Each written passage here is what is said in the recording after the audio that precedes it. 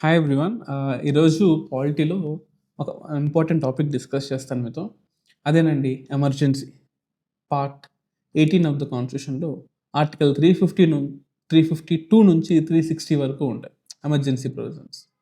అసలేంటి emergency provisions? మనకు మామూలుగా 3 రకాల ఎమర్జెన్సీస్ ఉంటాయి. ఇప్పుడు సింపుల్‌గా చెప్పాలంటే నీకు మీ నాన్నగారు ఫ్రీడమ్ ఇస్తారు. ఎంత ఫ్రీడమ్ ఇస్తారు? ఇల్లు అమ్మేసేంత ఫ్రీడమ్ అయితే ఇయ్యరు గదా! ఉన్న ఇల్లు అమ్మేసేంత ఫ్రీడమ్. సో, ఏదైనా విపత్కర పరిస్థితులొచ్చినప్పుడు నీకిచ్చిన ఫ్రీడమ్‌ని లాగేసుకొని నువ్వు నోరు మూసుకొని ఇంట్లో కూర్చో. లేకపోతే కాళ్ళు చేతులు ఇరుగుతాయి అని వార్నింగ్ ఇచ్చేంతగా.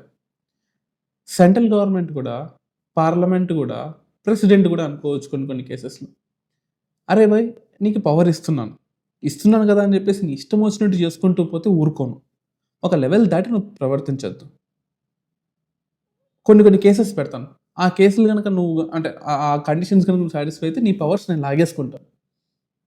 అవునా? లాక్కుంటారా? యెస్. లాక్కుంటారు. మనకు 3 రకాల ఎమర్జెన్సీస్ ఉంటాయి. ఒకటి నేషనల్ ఎమర్జెన్సీ అంట.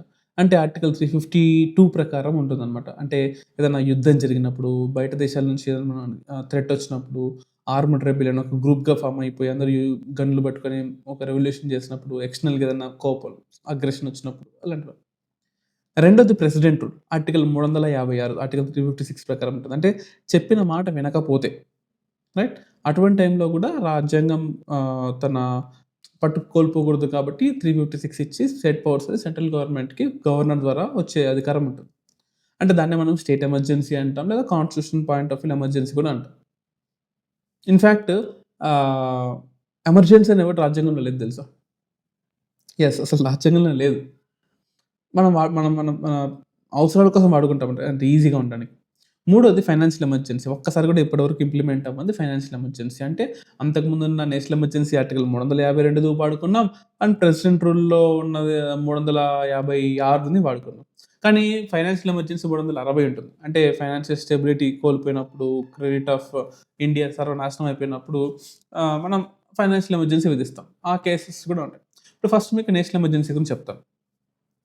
ఇది మన ఆర్టికల్ 352 ప్రకారం ఉంటుంది. ఎవరు నిర్ణయిస్తారు? ఇప్పుడు ఎమర్జెన్సీ అని మీ ఫాదరే డిసైడ్ చేస్తారు గదా! ఒక ఇంట్లో "అరే బాబు! మనకు కష్టకాలం వచ్చింది" అని చెప్పేసి మీ డ్యాడ్ డిసైడ్ చేస్తాడు. అలాగే ఇక్కడ ప్రెసిడెంట్ డిసైడ్ చేస్తాడు. "బాబు ఎమర్జెన్సీ విధిస్తున్నాను."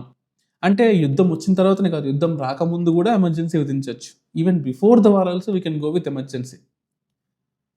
ఇన్‌ఫాక్ట్ మీకో విషయం చెప్తున్నానండి.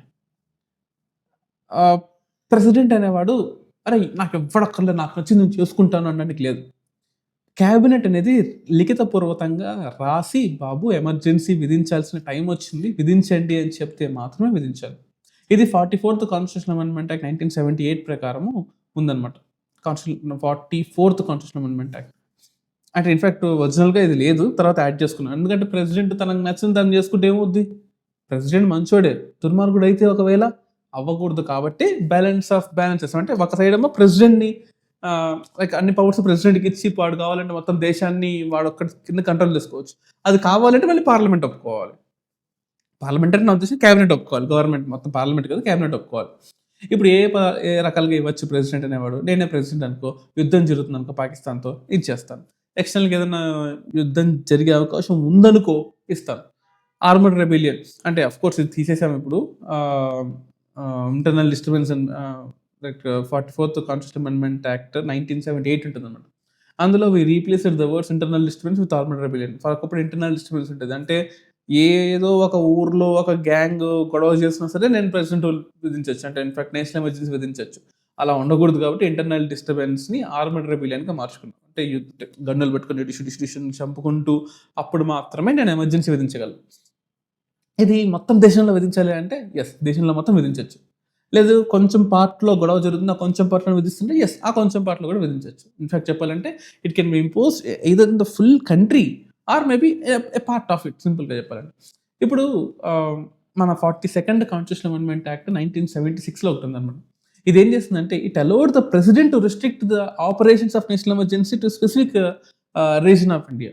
కావాలంటే కొంచెమే విధించుకోవచ్చు. మొత్తం విధించాల్సిన అవసరం లేదు.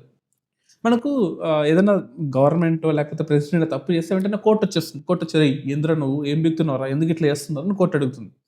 అందులో 38థ్ కాన్స్టిట్యూషన్ అమెండ్మెంట్ యాక్ట్ 1975 అని ఒకటి తయారు చేసుకుంది. It exempted the declaration of national emergency from judicial review. అరే కోర్టుగా నీకెందుకురా, నన్ను ప్రజలు ఎన్నుకున్నారు, నా ఇష్టం వచ్చి నేను చేసుకున్నా కానీ చంపుకుంటాను, నీకు అనవసరం అని కోర్టుకి చెప్పాం. దాన్ని 38th అమెండ్మెంట్ అంటాం. కోర్టుకి కుట్ర కావాలంది, కొడక నాకు పవర్ లేదంటావా నువ్వు, ఎంత ధైర్యంరా నీకు అని చెప్పేసి 44th అంటే అఫ్కోర్స్ నెక్స్ట్ వచ్చిన గవర్నమెంట్ ఏదైతే ఉందో 44th కాన్స్టిట్యూషన్ అమెండ్మెంట్ తీసి, సార్ సుప్రీంకోర్టు సార్ మీకు పవర్ లేదండి సార్, పాత గవర్నమెంట్ దొంగన కొడుకుల గవర్నమెంట్ సార్, అందుకోసం నేను ఈ 38th constitution amendment తీసిపడేస్తున్నాను sir.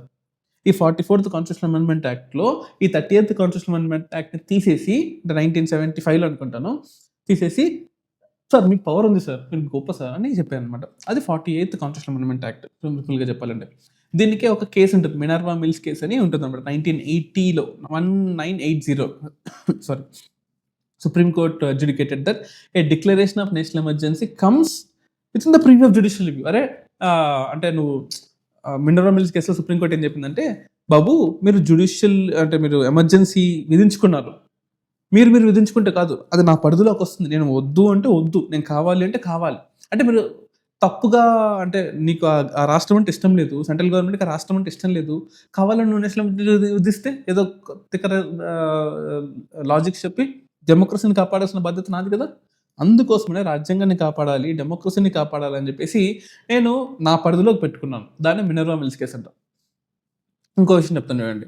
For example parliament approval తీసుకోవాలి. ఇప్పుడు నేను ప్రెసిడెంట్, నాకు ప్రైమ్ మినిస్టర్ ఫోన్ చేశాడు, రేపు ప్రెసిడెంట్ రాబాయ్ ఇచ్చేసి నేషనల్ ఎమర్జెన్సీ ఇచ్చేసి, ఓకే రేపు ఈరోజు ఆఫ్టర్నూన్ నుంచి నేషనల్ ఎమర్జెన్సీ అని చెప్పడానికి లేదు. ఒక రూల్స్ రెగ్యులేషన్స్ ఉన్నాయి. ఏంటి ఆ rule? For example approval of the proclamation of national emergency అని నేను నేషనల్ ఎమర్జెన్సీ ఇచ్చేసాను, 1 month లోపల దాన్ని పార్లమెంట్ ఒప్పుకోవాలి. ఎస్, ఒకప్పుడు 2 months ఉండేది, దాన్ని 44th కాన్స్టిట్యూషనల్ అమెండ్మెంట్ యాక్ట్ 1978 ద్వారా 1 month చేశారు. 1 month లోపల ఒప్పుకోవాలి. ఇప్పుడు ఒకప్పుడు నేను నేషనల్ ఎమర్జెన్సీ చేస్తే 2 months లోపల పార్లమెంట్ ఒప్పుకోవాలి. ఆ 2 monthsలో చేయాల్సిన రాజకాలను చేసేస్తే, అందుకోసమే 1 month టైం ఇచ్చాను. 1 month లోపల ఒప్పుకోవాలి. ఎవరు ఒప్పుకోవాలి? Both houses of the parliament, ఇద్దరు, లోక్సభ ఒప్పుకోవాలి, రాజ్యసభ ఒప్పుకోవాలి. ఎట్లా ఒప్పుకోవాలి? స్పెషల్ మెజారిటీతో ఒప్పుకోవాలి. సింపుల్ మెజారిటీతో నా ఇప్పుడు బీజేపీ వాళ్ళు, కాంగ్రెస్ వాళ్ళు, నా ఒక పార్టీ అనుకుంటే కాదు, స్పెషల్ మెజారిటీతో ఒప్పుకోవాలి. ఇది కూడా ఒకప్పుడు సింపుల్ మెజారిటీతో ఒప్పుకోవాలి. ఈ 44th కాన్స్టిట్యూషనల్ అమెండ్మెంట్ యాక్ట్ 1978 ప్రకారము స్పెషల్ మెజారిటీతో ఒప్పుకోవాలి. ఒకవేళ ఓకే ఒప్పుకున్నారు సార్, ఇప్పుడు కొంచెం బాగాలేదు సార్ కండిషన్స్, పాకిస్తాన్ వాడు అటాక్ చేస్తున్నాడు సార్, రష్యా వాడు అటాక్ చేస్తున్నాడు, లేకపోతే ఇంకేదో అటాక్ చేస్తున్నాడు సార్, ఎమర్జెన్సీకి వెళ్ళిపోదాం. లైఫ్ లాంగ్ ఎమర్జెన్సీ అని చెప్పొచ్చా? లేదు, 6 నెలలు మాత్రమే నేను ఎమర్జెన్సీ అని చెప్పాలి. దాని నాకు పవర్స్ లేదు, ప్రెసిడెంట్కి నాకు పవర్స్ లేదు. ఇప్పుడు నేను కంటిన్యూ చేయాలి. 6 నెలల తర్వాత మళ్ళీ పర్మిషన్ తీసుకో, మళ్ళీ కంటిన్యూ చేయి, మళ్ళీ పర్మిషన్ తీసుకో, మళ్ళీ కంటిన్యూ చేయి, మళ్ళీ పర్మిషన్ తీసుకో, మళ్ళీ కంటిన్యూ చేయి. సో ఇలా పర్మిషన్ తీసుకోవాలి. ఎస్, ఆ పర్మిషన్ కూడా both house of the parliament ఒప్పుకోవాలి. ఇన్ఫ్యాక్ట్ ఆ కంటిన్యూ చేయాలంటే కూడా మళ్ళీ స్పెషల్ మెజారిటీ కావాలి. అంతే కదా. ఇప్పుడు 6 నెలలు నేను ఎమర్జెన్సీ పెట్టుకున్నాను, 6 నెలలు అయిపోయింది, మళ్ళీ కంటిన్యూ చేయాలి. అప్పుడు సింపుల్ మెజారిటీ ఎట్లా అవుతుంది? అప్పుడు స్పెషల్ మెజారిటీ పెట్టుకున్నప్పుడు సెకండ్ టైం కూడా స్పెషల్ మెజారిటీ పెట్టుకోవాలి. ఓకేనా? అది చాలా ఇంపార్టెంట్. ఇప్పుడు లేదు, ఎమర్జెన్సీ తీసేస్తాను, ఎవరు తీసేయాలి? గవర్నర్ తీసేయచ్చు. ప్రెసిడెంట్ అప్లై చేసిన గవర్నర్ తీసేయచ్చు. లేదు, ప్రెసిడెంటే తీసేయాలి. అంటే మళ్ళీ పార్లమెంట్ అక్కర్లేదు, పార్లమెంటు పర్మిషన్ అక్కర్లేదు, తీసేస్తున్నారు. అంటే నువ్వు డెమోక్రసీని మళ్ళీ రిస్టోర్ చేస్తున్నప్పుడు పార్లమెంట్ పర్మిషన్ ఎందుకు? తీసేయచ్చు. సింపుల్ చెప్పాలంటే. In fact let me tell you one thing. Subsequent proclamation of the president, no need of parliamentary approval అక్కర్లేదు. Revocation by the president with resolution disapproving its continues. అంటే చూడండి, ఎట్లా చెప్పాలంటే మీకు, నేను ప్రెసిడెంట్ రాబాయ్, నేనే విధించాను, 3 నెలలు అయింది, సర్దుమణిగింది, నేను తీసేస్తాను, ఎమర్జెన్సీ లేదబ్బాయి, ఈ రోజు నుంచి ఎవరి పని వాడు చూసుకోండి. దానికి నేను పార్లమెంట్ పర్మిషన్ అడగాల్సిన అవసరం లేదు. ఇది ఫస్ట్. సెకండ్ది, 3 నెలలు అయింది, నాకు ఇంకో 3 నెలలు ఉండాలనిపిస్తుంది, కానీ పార్లమెంట్ ఏం చేస్తుందంటే, సార్ ఎమర్జెన్సీ వద్దు సార్, మామూలుగా ఉందాం సార్ అందరం అన్నప్పుడు, సరే రాబాయ్ మీరు ఒక బిల్ పాస్ చేయండి అంటే, బిల్ అంటే అంటే ఎమర్జెన్సీని డిస్కంటిన్యూ చేయడం మీకు నచ్చలేదా? ఓకే, ఆపేయండి, సింపుల్ మెజారిటీ చేయండి, సింపుల్ మెజారిటీతో పాస్ చేయండి వద్దని చెప్పేసి, అయిపోయింది.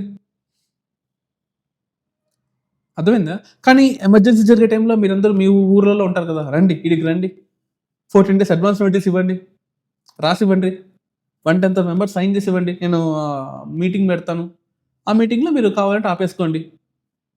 రైట్? ఒకప్పుడు లోక్సభకి ఏ పవరు లేదు తెలుసా? ఏ పవర్ లేదు లోక్సభకి, అంటే నేషనల్ ఎమర్జెన్సీ తీసేయాలంటే. కానీ ఇప్పుడు పవర్ ఉంది. 44th కాన్స్టిట్యూషన్ అమెండ్మెంట్ పవర్ ఇచ్చింది. ఇప్పుడు సింపుల్ చూడండి, ఎమర్జెన్సీ పెట్టినప్పుడు నీకు పవర్స్ ఉంటాయా? సెంట్రల్ గవర్నమెంట్ నాకు పవర్స్ ఉంటాయి, నీకు పవర్స్ ఉండవు. సెంటర్కి అన్ని పవర్స్ వెళ్ళిపోతాయి.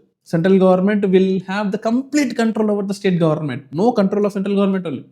State governments will not get suspended. చూడండి, స్టేట్ గవర్నమెంట్ సస్పెండ్ అవ్వవు, but all the powers is with the central government. మీకు చెప్తాను చూడండి, 42nd కాన్స్టిట్యూషన్ అమెండ్మెంట్ యాక్ట్ 1976 వచ్చింది. ఇది దుర్మార్గపు మినీ కాన్స్టిట్యూషన్, దుర్మార్గపు చర్యలు ఇవన్నీ కూడా.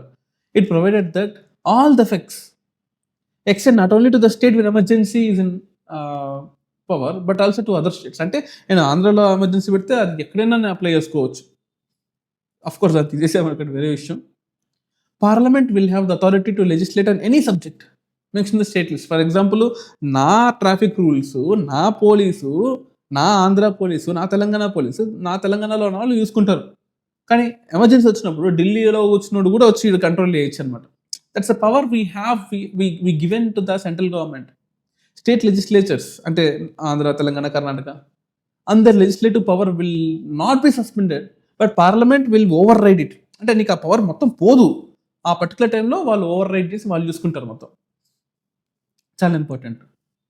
అండ్ ఫైనాన్షియల్ పాయింట్ ఆఫ్ వ్యూలో కూడా చూస్తున్నట్లయితే, the president has authority to revise constitutional distribution of revenues between centre and states. అరే మామూలుగా 42%, 44% నీకు కావాల్సిన స్టేట్ ఇచ్చేస్తాను నేను, కానీ ఎమర్జెన్సీ టైంలో నీ 44 కదా, 4% ఉంటే కూడా చచ్చిపో, అంతే. ఇలా కూడా మాట్లాడచ్చు అనమాట. అర్థమవుతుందా? See, let me give you a clarity. The law of the parliament can prolong the Lok Sabha life beyond 5 years. అంటే 5 ఏళ్ళు పరిధి పెట్టుకుంటాం కదా ఎలక్షన్స్ డెమోక్రసీలో, 5 ఏళ్ళు దాటి కూడా 1 year ఎక్స్ట్రాగా ఉండొచ్చు. 1 year అలా ఇచ్చుకుంటూ పోవచ్చు. కానీ after the emergency has ended, emergency అయిపోయింది, ఇంకా ఆ extension cannot carry more than 6 months. ఇప్పుడు నేను ఎట్లా అంటే, ఇది నా గవర్నమెంట్ 5వ సంవత్సరంకి ఇంకొక నెల ముందు ఉన్నప్పుడు ఎమర్జెన్సీ క్రియేట్ చేసేసి ఇంకో 1 year ఎక్స్టెండ్ చేశాను. సరే, ఎమర్జెన్సీ అయిపోయింది. ఎమర్జెన్సీ కంటిన్యూషన్ ఉన్నప్పుడు ఇంకొక 6 నెలలు మాత్రమే. No, it cannot be extended more than 6 months. The extension cannot be extended more than 6 months. That's very very important. For example, during a national emergency, Parliament may extend the normal term of the state legislative assembly by 1 year at a time. ఇప్పుడు 5 ఏళ్ళు కదా, ఇప్పుడు ఆంధ్రప్రదేశ్లో 5 ఏళ్ళు ఉంది, తెలంగాణలో 5 ఏళ్ళు ఉంది. 5 ఏళ్ళు దాటి కూడా 1 year ఇవ్వచ్చు. 1 year at a time. After a maximum of 6 months after the emergency has ended. Emergency అయిపోయింది, ఇంకొక 6 నెలలు ఇస్తా. ఎందుకంటే చక్కదిద్దు, నువ్వు చేసిన మెస్ ఇప్పుడు అందరినీ చంపేసేసి వెళ్ళిపోతే అట్లా కాదు కదా. సో 6 నెలలు నువ్వు ఉండాలి, నువ్వు చేసిన తప్పులు ఏంటి నువ్వు తెలుసుకోవాలి, ప్రజలకు తెలియాలి. అందుకోసం 6 నెలలు ఎక్స్ట్రా ఇస్తావు. రైట్, చాలా చాలా ఇంపార్టెంట్. మరి ఫండమెంటల్ రైట్స్ మీద ఎలా జరుగుతుంది, ఏ ఎఫెక్ట్ ఉంటుంది అంటే, ఆర్టికల్ 358 ఉంటుంది. అంటే అదేం చెప్తుందంటే, అదే 19 ఆర్టికల్ సస్పెండ్, అంతే. మాట్లాడే హక్కు లేదు, వెళ్ళే హక్కు లేదు, ఉండే హక్కు లేదు, జాబ్ చేసిన హక్కు లేదు, ఏం లేవు, అన్నీ అవుట్. అదే ఆర్టికల్ 358 చెప్తుంది. ఆర్టికల్ 359 ఏం చెప్తుందంటే, 2021 తప్ప మిగతావి కావాలంటే ప్రెసిడెంట్ కెన్ డూ ఇట్, అంటే సస్పెండ్ చేయొచ్చు అదర్ ఫండమెంటల్ రైట్స్. 358 ఏమో 19 ఆటోమేటిక్గా పోతుంది, 359 ఏమో 2021 డిస్టర్బ్ చేయకూడదు. అవి కాకుండా మిగతా కావాలంటే పర్మిషన్ తీసుకొని తీసేసుకో. రైట్, మీకు ఇంకొంచెం డీటెయిల్గా చెప్తున్నాను. ఆర్టికల్ 358 ఇందాక చెప్పాను, మళ్ళీ చెప్తున్నాను. Suspension of fundamental rights under article 19 అంటే ఆర్టికల్ 19 ఆటోమేటిక్గా సస్పెండ్ అయిపోతుంది, దానికి సపరేట్ ఆర్డర్ అక్కర్లేదు. కానీ 359 ప్రకారం ఆర్డర్ కావాలి, ఆటోమేటిక్గా సస్పెండ్ ఆర్డర్ కావాలి. అది చాలా చాలా ఇంపార్టెంట్. అర్థమైంది అనుకుంటాను ఈ రెండింటి డిఫరెన్స్. ఇప్పుడు నేషనల్ ఎమర్జెన్సీ ఎప్పుడు ఇచ్చాం? ఫస్ట్ టైం 1962లో ఇచ్చాం. అంటే చైనా వాళ్ళు మనల్ని ఆక్యుపై చేసుకుంటున్నప్పుడు నేషనల్ అగ్రెషన్ మీద ఇచ్చాం. 1962 నుంచి 68 వరకు ఆల్మోస్ట్ లైక్ ఒక 7 ఏళ్ళు ఉంది. దాని తర్వాత సెకండ్ టైము 1971లో ఇచ్చాం. 1971 నుంచి 1977 వరకు పాకిస్తాన్ వాడు మనల్ని అటాక్ చేస్తే అప్పుడు నేషనల్ ఎమర్జెన్సీ ఇచ్చుకున్నాం. 1975లో మళ్ళీ ఇచ్చాం, 1975-77 వరకు. అది ఇంటర్నల్ డిస్టర్బెన్స్ రూపంలో ఇచ్చాం. అంటే లైక్ షా కమిషన్ ఎమర్జెన్సీ అది వేరే కాన్సెప్ట్ అండి. షా కమిషన్ అంతా కూడా. బట్ ఈ ఇంటర్నల్ డిస్టర్బెన్సెస్ ఉన్నాయి అని చెప్పేసి ఇచ్చావు. ఇది మనం national emergency point of view చూస్తున్నట్లయితే. అదే ప్రెసిడెంట్ రూల్ అని ఇంకోటి ఉంటుంది. ఈ ప్రెసిడెంట్ రూల్ గురించి నేను మీకు సెపరేట్‌గా వేరే వీడియోలో చెప్తాను. సో, ఇప్పుడంతా మనం డిస్కస్ చేసింది అంటే ప్రెసిడెంట్ రూల్ బేసిక్స్ నేను చెప్పాను. బట్ నేషనల్ ఎమర్జెన్సీ మీద మొత్తం కాన్సంట్రేట్ చేశాను. ఈ నేషనల్ ఎమర్జెన్సీలో అసలు ఏం జరుగుతుంది? రాజ్యాంగం పరంగా మనకు ఉండే హక్కులేంటి ఇవన్నీ మీకు చెప్పాను. నెక్స్ట్ వీడియోలో ప్రెసిడెంట్ రూల్ గురించి చెప్తాను. ప్రెసిడెంట్ గవర్నర్ ఫోన్ చేసి "అరే భయ్! నువ్వు స్టేట్‌లో మొత్తం అంతా ఆక్యుపై చేసేసుకోరా భయ్" అన్నప్పుడు గవర్నరు ఇంక మీదట మీకేం పవర్స్ ఇవ్వరా మొత్తం నాదే అని చెప్పి ప్రెసిడెంట్ చెప్తాడు. అంటే గవర్నర్ చెప్తాడు ప్రెసిడెంట్ తరఫున. అది నెక్స్ట్ వీడియోలో చెప్తాను. ఓకేనా? Thank you.